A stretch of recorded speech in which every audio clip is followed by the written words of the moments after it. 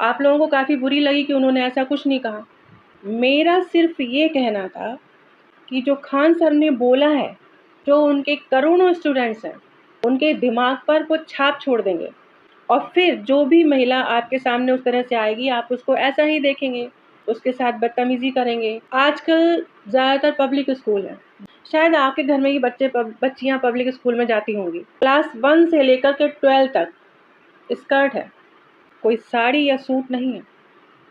9 से लेकर के 12 तक बच्चे छोटे नहीं होते हैं, लेकिन जब वो स्कूल जाते हैं तो स्कर्ट में ही जाना पड़ता है उनको। तो क्या उनको सामान समझा जाएगा?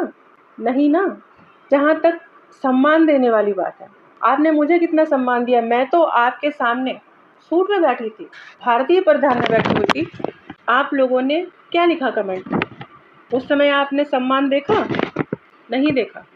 ये जो आप लोगों ने अंधभक्ति शब्द प्रयोग किया है ना, तो मैं आप लोगों को क्या समझूं?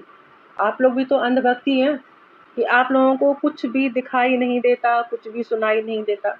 मानती हूँ कि खान सर एक बहुत बड़ी पर्सनालिटी, वो बेसहारा बच्चों के सहारा बने, लेकिन कभी-कभी ऐसा होता है जब इंसान बहुत सफल हो जाता है, तो उसको अंतर दिखाई देना बंद हो जाता है कि वो क्या बोल रहा है। वो सोचता है कि वो जो भी बोल रहा है, वो सब सही है। जब कोई बहुत फेमस पर्सनालिटी होती है तो उसको बहुत तोल-मोल के बोलना होता है। मज़ाक वाली बात है, वो पढ़ाते भी मज़ाक-मज़ाक में ही हैं।